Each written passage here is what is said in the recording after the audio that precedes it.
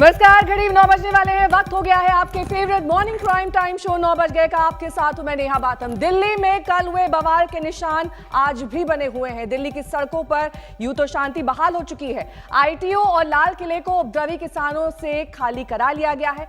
सारे किसान बॉर्डर पर लौट चुके हैं। लाल किले पर अभी भी भारी पुलिस बल की तैनाती है। दिल्ली के कई रास्ते एहतियातन आज बंद कर दिए गए हैं। आपको बता दें कि आईटीओ से दीनदयाल उपाध्याय मार्ग जो कनॉट प्लेस की तरफ जाता है उसे बंद कर दिया गया है। आईटीओ से इंडिया गेट की तरफ जाने वाला रास्ता भी बंद कर दिया गया है। मिंटो रोड से कनॉट प्लेस की तरफ जाने वाला रास्ता भी सुरक्षा के मद्देनजर बंद है।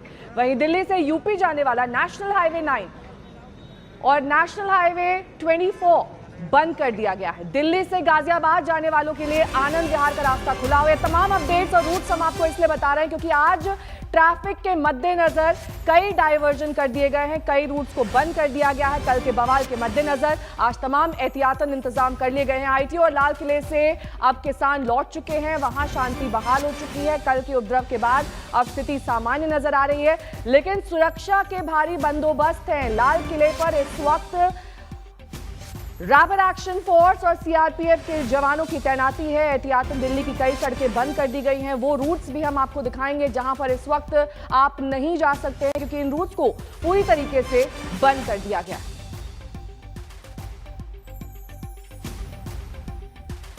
सुबह की तस्वीर हम आपको दिखा रहे हैं। ये दिल्ली का सेंट्रल इलाका है जहां पर कल उपद्रव किया था किसानों ने। वहां पर इस वक्त जबरदस्त सुरक्षा की तैनाती कर दी गई है। आईटीओ से इंडिया गेट जाने वाला रास्ता बंद कर दिया गया है। लाल किले पर सुरक्षा के भारी बंदोबस्त किए गए हैं। वहीं आपको ये बता दें कि एहतियातन दिल्ली की कई सड़कें बंद की गई हैं ताकि वहां पर किसी की आवाजाही ना हो सके। सिर्फ सुरक्षा बल वहां पर मौजूद रहे। दिल्ली से यूपी जाने वाला आनंद विहार का रास्ता हालांकि खुला हुआ है। जो डाइवर्जन रूट्स हैं वो भी बता दिए गए हैं। कल के बवाल के बाद सेंट्रल दिल्ली खासतौर पर इसको जोड़ने वाली तमाम सड़कें बंद कर दी गई हैं। आईटीओ और लाल किले पर इस वक्त आरएएफ और सीआरपीएफ की तैनाती। तो छावनी में तब्दील हो चुका है लाल किला। ये तस्वीरें हम आपको लाल किले के दिखा रहे हैं जहां पर कल के बवाल के बाद, कल के संग्राम के बाद आज वहां पर छावनी में एक तरीके से लाल किला और आसपास की सड़कें नजर आ रही हैं। जबरदस्त सुरक्षा के इंतजाम, आरएएफ की टुकड़ियां, सीआरपीएफ के सुरक्षा बल वहां पर इस वक्त बड़ी संख्या में मौजूद हैं। किसी भी अनहोनी की आशंका को देखते हुए इस तरह की तैनाती की गई है। कल आपको बता दें कि एक बैठक भी की गई थी जिसमें समीक्षा की गई थी कि कैसे दिल्ली के इन वीआईपी एरियाज की सुरक्षा सुनिश्चित की जाए, वहां पर कैसे फोर्सेस की तैनाती की जाए। 26 जनवरी को इस लाल किले में जो कुछ भी हुआ उसने पूरे देश को शर्मसार कर दिया। तस्वीरें जो सामने आई जिसमें लाल किले में जो उपद्रवी थे वो दाखिल हो गए, जमकर तोड़फोड़ की। लाल किले पर जो झंडा था वो फहरा दिया था। उसके बाद यहाँ पर जमकर हिंसा हुई थी। काफ़ी वक्त तक जो प्रदर्शनकारी थे, जो उपद्रवी थे, वो लाल किले को एक तरीके से कहें तो हाईजैक कर चुके थे। उसके बाद कल देर रात सभी प्रदर्शनकारियों को खदेड़ा गया यहाँ से। उसके बाद आप देख पा रहे हैं जो भारी पुलिस बल है, उसके अलावा पैरामिलिट्री फोर्सेस के जवान हैं, उनको यहाँ पर तैनात कर दिया गया है। लाल किले में जब उपद्रवियों को खदेड़ा जा रहा था उस दौरान कई पुलिसकर्मियों को गंभीर चोटें भी आई, उनको गंभीर चोटें भी लगी। आपको बता दूं कि जो उपद्रवी थे वो ट्रैक्टर ट्रॉली लेकर लाल किले में घुस गए थे, जिसके बाद सुरक्षा पर भी सवाल खड़े हो गए थे। हालांकि देर रात तक कड़ी मशक्कत के बाद जितने भी प्रदर्शनकारी थे, उपद्रवी थे, उनको लाल किले से हटा लिया गया है। ये जो एंट्री गेट है मेन लाल किले का, आप देख पा रहे हैं ये बंद है। सिर्फ अंदर अगर आप देखेंगे तो सिर्फ पुलिसकर्मी वो आपको दिखाई देंगे। पैरामिलिट्री फोर्सेस के जवान हैं वो ही आपको दिखाई देंगे। लेकिन कल जो कुछ भी हुआ लाल किले में, उसने न सिर्फ देश को शर्मसार किया बल्कि सुरक्षा व्यवस्था पर भी कई सवाल खड़े कर दिए, क्योंकि लगातार इंटेलिजेंस इनपुट्स मिल रहा था। उसके अलावा लाल किले पर हमेशा से सुरक्षा व्यवस्था बेहद पुख्ता होती है। बावजूद इसके जो तय रूट था उसको तोड़ते हुए जो एनओसी थी दिल्ली पुलिस के साथ, जो 37 शर्तों के साथ जो एनओसी दी थी दिल्ली पुलिस ने ट्रैक्टर मार्च की, उन तमाम नियमों को तोड़ते हुए प्रदर्शनकारी न सिर्फ लाल किले के अंदर दाखिल हुए, जो लाल किले की प्राचीर पर आप तिरंगा झंडा देख पा रहे होंगे सामने की तरफ, उस झंडे की जगह अपना झंडा लहराया। उसके अलावा यहाँ पर जो टिकट काउंटर है उसमें जमकर तोड़फोड़ की, अंदर कई जगह आगजनी की, और उसके बाद जब पुलिसकर्मी रोकने लगे तो उन पर अब पत्थर बरसाए, उन पर हमला किया, जिसमें कई पुलिसकर्मी घायल हुए। लेकिन फिलहाल की बात की जाए तो लाल किले से सभी प्रदर्शनकारियों को निकाल दिया गया। सामने की तरफ अगर आप देखेंगे तो जो दोनों सड़कें, वहां पर ट्रैफिक जो है वो पूरी तरह से चालू है। लेकिन आईटीओ के अगर आसपास की बात की जाए तो वो रास्ता पूरी तरह से इंडिया गेट और कनॉट प्लेस जाने वाले जो तमाम रास्ते हैं वो पूरी तरह से बंद कर दिए गए। हालांकि तो आपने इस रिपोर्ट के जरिए जाना कि लाल किले का एंट्री गेट बंद कर दिया गया है, मेट्रो स्टेशन भी बंद है, और ट्रैक्टर मार्च के नाम कल हुए बवाल के पीछे जिम्मेदार कौन है ये हम आपको दिखा देते हैं। दिल्ली में कल जो बवाल हुआ उसके पीछे दो लोगों के नाम सामने आ रहे हैं, दीप सिद्धू और लखा सिंह सिधाना। दीप सिद्धू मॉडलर एक्टर रहे हैं, जबकि लखा सिंह पंजाब का गैंगस्टर है। दोनों पिछले कुछ समय से किसान आंदोलन के सहारे सामाजिक कार्यकर्ता की छवि बनाने में जुटे हुए हैं। इस पर विस्तार से हम आपको डिटेल देंगे, लेकिन सबसे पहले इस रिपोर्ट के जरिए जानिए कि कैसे ये कल की घटना में इन्वॉल्व थे। ट्रैक्टर मार्च की आड़ में तोड़फोड़ का कसूरवार कौन है? किसानों की आड़ में देश को शर्मसार करने के पीछे कौन है? ये है दीप सिद्धू, एक्टर और कथित सोशल एक्टिविस्ट। दीप किसान आंदोलन में सक्रिय रहा है और आरोप है कि आईटीओ में किसानों को उकसाने और लाल किले पर शर्मनाक तमाशा खड़ा करने के पीछे यही शख्स है।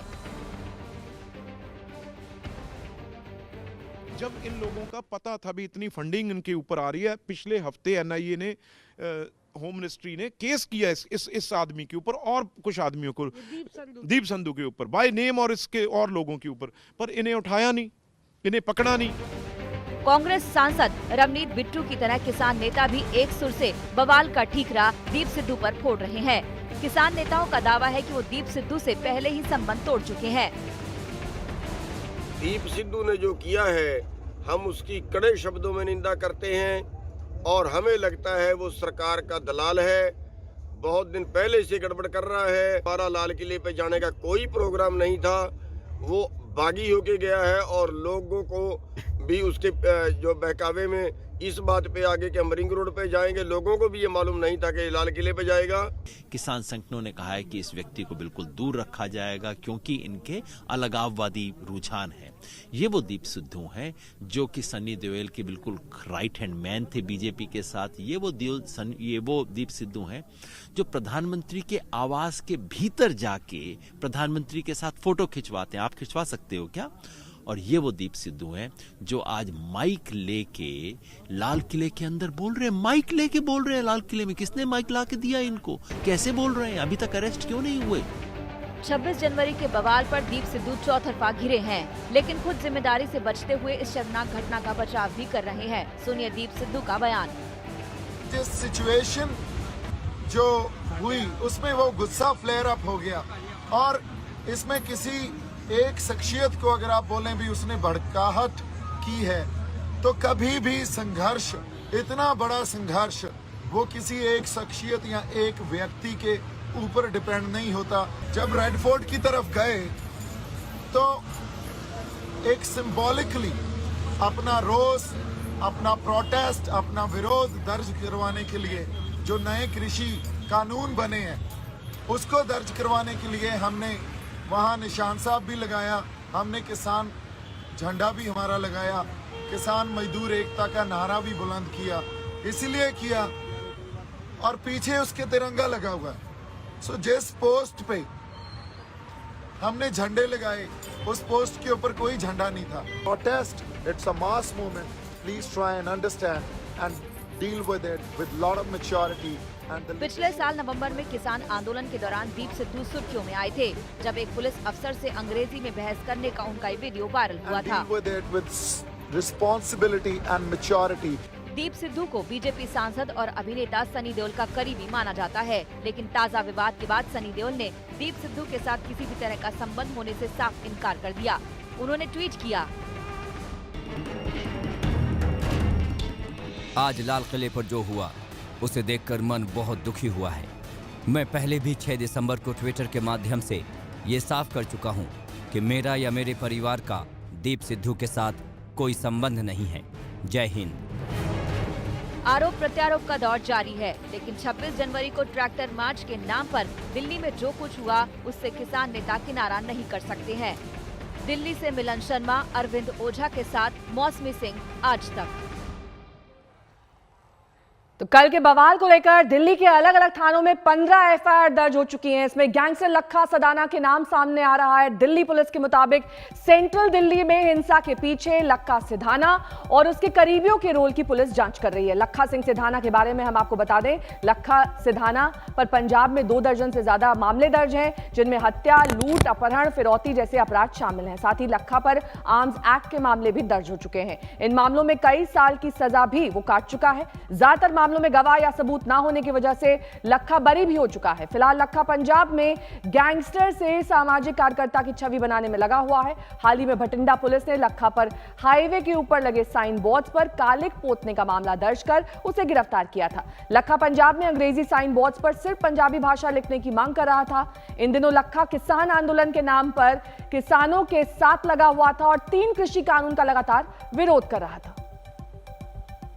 130 से अधिक किसान शहीद हुए, कौन है उसका जिम्मेदार?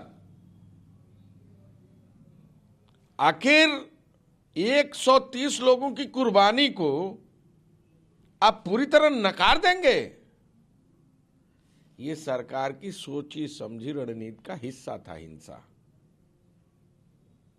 जानबूझकर उस किसान आंदोलन में कुछ खास लोगों को भेजकर हिंसा फैलाने का और देश में भ्रम फैलाने की साजिश रची गई है। आंदोलन को कुचला गया है, दबाया गया है, दमन किया गया है। किसान आंदोलन में शांतिपूर्वक आंदोलन करने वाले किसानों के साथ कांग्रेस पार्टी खड़ी है और उनकी जायज लड़ाई जब तक यह बिल विधेयक वापस नहीं हो जाता, आवाज कांग्रेस पार्टी बुलंद करेगी। ट्रैक्टर परेड के नाम पे हुड़दंगियों ने दिल्ली में पुलिस वालों को ट्रैक्टर से कुचलने की कोशिश करी। पुलिस के ऊपर डंडे बरसाए गए कई जगह और ये सब कुछ हुआ मासूम किसानों के कंधे को प्रयोग करके। वो मासूम किसान उनके कंधे की आड़ को लेकर के आज दिल्ली में अराजकता की हदें पार कर दी गई हुड़दंगियों के द्वारा। लेकिन ये घटना बहुत कुछ इशारा करती है मेरे भाई बहन, और हमें इसका ध्यान आज करना पड़ेगा, वरना बहुत देर होगी। हमारे 3 संवाददाता इस वक्त तमाम जानकारी के साथ हमारे साथ जुड़ गए हैं। हमारे संवाददाता सतेंद्र चौहान जुड़े हुए हैं, सिंघू बॉर्डर से हमारे संवाददाता आशुतोष मिश्रा हैं, वहीं गाजीपुर बॉर्डर से कुमार अभिषेक है। सबसे पहले सतेंद्र, आप कल रुक करते हुए ये जो 2 प्रमुख नाम सामने आ रहे हैं, लखा सिंह सिधाना और साथ ही दीप सिद्धू, इनकी पृष्ठभूमि और राजनीतिक कनेक्शंस के बारे में क्या कुछ जानकारी मिल रही है? देखिए नेहा, जिस तरीके से अब ये पूरी जानकारी सामने आ रही है और दोनों ही दीप सिद्धू और लखा सिधाना फिलहाल दिल्ली पुलिस की जांच के दायरे में हैं और दोनों का इतिहास बता रहा है कि दोनों ही राजनीति में बड़े पद की महत्वाकांक्षा रखते थे। और सबसे हैरत की बात यह है कि दीप सिद्धू को किसान संगठनों ने बहुत पहले अपने इस आंदोलन से दरकिनार कर दिया था, लेकिन बावजूद इसके जत्थेओं के साथ ना चल के दीप सिद्धू किसानों से पहले लाल किले पहुंच जाता है। वहां से एक बाइक पर भागता है और वहां लाउड स्पीकर और माइक लेकर पूरी भाषणबाजी करता है, जबकि किसान संगठनों ने पहले ही दीप सिद्धू से किनारा कर लिया था। सांसद अभिनेता सनी देओल, जिनका इसे करीबी कहा जाता था, और सांसद सनी देओल ने गुरदासपुर पठानकोट में प्रशासन को चिट्ठी लिख के दी हुई थी, जिसमें यह कहा गया था मेरे बिहाफ पे जो है दीप सिद्धू मेरे हलके को देखेगा। लेकिन बाद में सनी देओल ने भी इनको दरकिनार कर दिया, किनारे कर दिया। लेकिन सवाल ये खड़ा होता है कि जिस तरीके से लखा सिधाना की छवि किसी से छुपी नहीं है, वो एक तकरीबन 26 मामलों में पंजाब पुलिस की उस निशाने पर रहा है, कई साल जेल काट चुका है और रेडिकल से उसके गहरे संबंध रहे हैं। इतना ही नहीं, बहुत सारे मामलों में इस पर फॉरेन फंडिंग के आरोप भी लगे हैं और किसान आंदोलन में भी लखा सिधाना आगे बढ़ चढ़कर किसानों को मोबिलाइज करता रहा। पंजाब में अलग अलग जगह जाकर भाषणबाजी की है और जिस तरीके के वो भाषण देता है वो आप देख सकते हैं। बहुत सारे वीडियो उसके सोशल मीडिया पर अभी भी चल रहे हैं जिसमें मीडिया कर्मियों को भी धमका रहा है और सीधे सीधे वो चुनौती दे रहा है कि तुम मेरे खिलाफ ये लिख रहे हो, मैं दोबारा लाइव पर आऊंगा और तब तक मैं चाहता हूं जो तुमने दिखाया है, जो तुमने छापा है, इसे डिलीट कर लो। अगर तुमने ये डिलीट नहीं किया तो ये अच्छा नहीं होगा। तो कुल मिलाकर ये जो छवि है वो अपने आप में बता रही है कि ये कहीं ना कहीं कट्टर संगठनों से जुड़े हुए लोग हैं और कहीं ना कहीं किसान आंदोलन के कंधे पर इन्होंने बंदूक रखी है। लौटूंगी मैं आपके पास सत्येंद्र, हमारे दो और संवाददाता हमारे साथ जुड़े हुए हैं, उनसे बातचीत करेंगे, लेकिन इस बीच आपको ये बता दें कि दीप सिद्धू पर कांग्रेस सांसद रवनीत बिट्टू ने संगीन आरोप लगाए हैं। आज तक से बातचीत में उन्होंने क्या कुछ कहा है, देखिए। जस्टिस जो रेफरेंडम 2020 जिसकी खालिस्तान की हम बात करते रहते हैं, वो लगातार कल रात को अपना लाइव शो चला रहा था। ये 11:30 की बात है। तो मैंने ये अब सुनना शुरू किया तो उन्होंने कहा भी अब जो स्टेज है, क्योंकि वो लगातार कब्जा पहले भी लीडरों ने बहुत बार इनको भगाया, वहां से कब्जा पहले भी ये करना चाह रहे थे वहां पे किसान लीडरों के स्टेज पे, लेकिन कल इन्होंने पूरी तैयारी करके पिछले 25 दिनों में लगे हुए थे। तो वहां पे रात को 11:30 अनाउंस किया भी अब वहां पे कब्जा कीजिए। तो दीप सिद्धू है जो इनका एक मैं समझता हूँ एक खिलौना टॉय है इनका, बाकी उनके साथ जो लोग हैं मैं एक का नाम जानता हूँ। उन्होंने 12 बजे करीब ये बोल दिया भी यहाँ से हम किसान लीडर खदेड़ दिए गए हैं और कम्युनिस्ट लाल झंडे वाले भी भगा दिए, अब हमारा कब्जा हो चुका है। और इन्होंने उस टाइम बाद में अनाउंस किया, मैं आपको वीडियो ये अभी फॉरवर्ड करूंगा, ये कह रहे थे भी सुबह आपने लाल किले पे ऊपर झंडा लहराना है खालिस्तान का और उसकी प्राइज मनी 1,80,00,000। ये कौन कह रहा था कि प्राइज मनी 1,80,00,000 है? ये सिख फॉर जस्टिस जो पन्नू है, जो रेफरेंडम वाले 20 बिल ना ये टेलीकास्ट हो रहा था और वो मैसेज करते रहते हैं पंजाब में भी, यहाँ झंडा लहराओ वहां लहराओ, और ये सबसे बड़ा टारगेट इन्होंने ये दिया।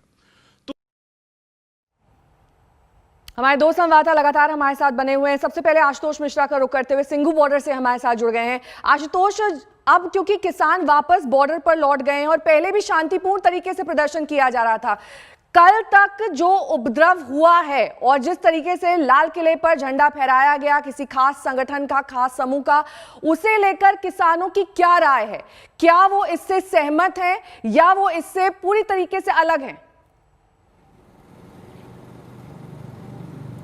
नेहा, दरअसल अगर वास्तविकता की बात करें तो अब तक कोई किसान नेता सामने आने को भी तैयार नहीं है। योगेंद्र यादव ने पूरी घटना की निंदा कर दी कि हिंसा नहीं चाहते थे। राज्यपाल जो हैं वो अब तक गायब हैं, दर्शनपाल कहीं कुछ बोल नहीं रही हैं, इसीलिए अब तक किसान नेताओं की ओर से कोई प्रतिक्रिया नहीं आई है। बाय एट लार्ज जो सामने आया है वो ये कि हम ऐसी घटना नहीं चाहते थे। उसके बाद लखा सधाना का नाम योगेंद्र यादव ने ले लिया। दीप सिद्धू की जो तस्वीरें हैं, जानकारियां हैं, वो सब पब्लिक डोमेन में आ गई हैं। बहरहाल जानकारी हमारे पास ये है कि 12 बजे सिंघू बॉर्डर पर जो पहले पंजाब की किसान यूनियन है, जिसमें किसान संघर्ष मजदूर संघर्ष कमेटी भी है, शामिल है, वही कमेटी जिसने कल 8 बजे पहल की थी, शुरुआत की थी बैरिकेड हटा करके आगे कूच करने की, जबकि जो संयुक्त किसान मोर्चा है उसका कॉल था कि हम 11 बजे तय समय पर जाएंगे, जैसे कि पुलिस से बातचीत हुई थी। लखा सिधाना दीप सिद्धू पर आरोप है कि ये चूंकि आगे गए थे इसी कमेटी में और जा करके सिंघू मुकरबा चौक के पास इन्होंने वहां सबसे पहले शुरुआत की और बैरिकेड्स हटा के वो रिंग रोड यानी बाएं हाथ की तरफ मुड़ गए, रिंग रोड की ओर आगे बढ़ते चले गए।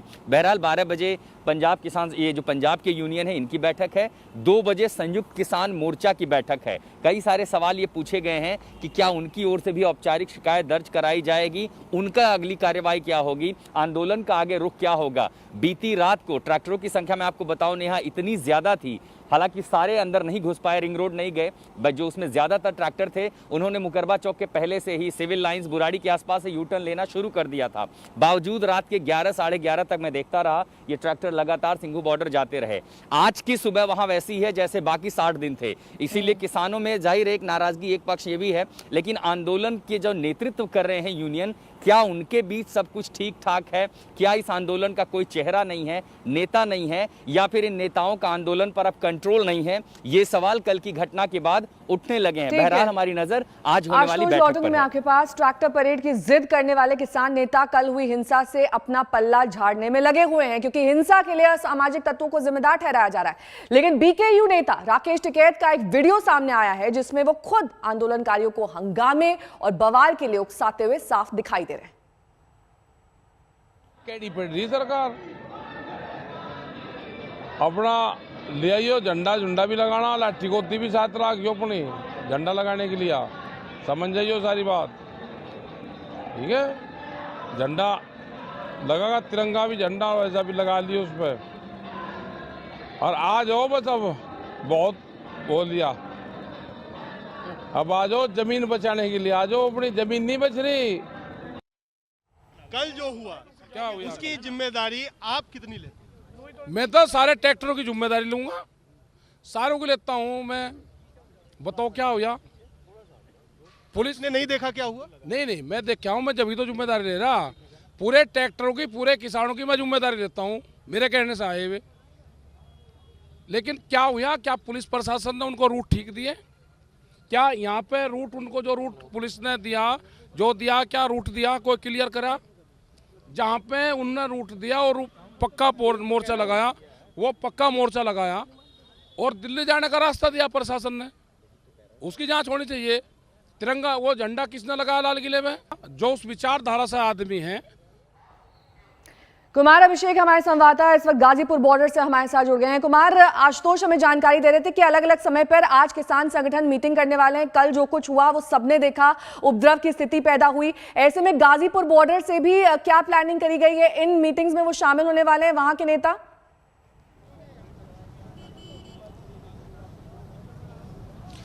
नेहा, पहले मैं आपको गाजीपुर बॉर्डर का हाल दिखा दूं।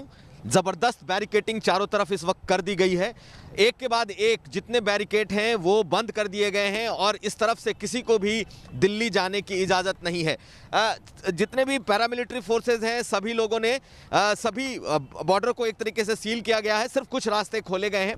ज़्यादातर किसान ये जो गाजीपुर बॉर्डर है वहाँ पर देर रात तक लौट आए थे, और सब दूसरी तरफ जो 60 दिनों से जमा हैं वो अब अपनी जगहों पर हैं। सुबह सुबह राकेश टिकैत ने बात की और सारी जिम्मेदारी अपने ऊपर उन्होंने ली कि हाँ, सारे ट्रैक्टर हमारे कहने पर आए थे, और डंडा और झंडा की जो बात थी उस पर भी उन्होंने कहा कि झंडा बगैर डंडे के नहीं हो सकता, और उन्होंने सफाई दी है। लेकिन आज निश्चित तौर पर इस जगह पर भी कई मीटिंग्स तय हैं, अलग अलग किसान ठीक है, लौटूंगी मैं आपके पास। कुमार अभिषेक हमारे संवाददाता गाजीपुर बॉर्डर से जानकारी देते हुए, लेकिन फिलहाल यहां रुकना होगा एक छोटे से ब्रेक के लिए। फौरन होंगे हाजिर कुछ और खबरों के साथ, देखते रहिए आज तक।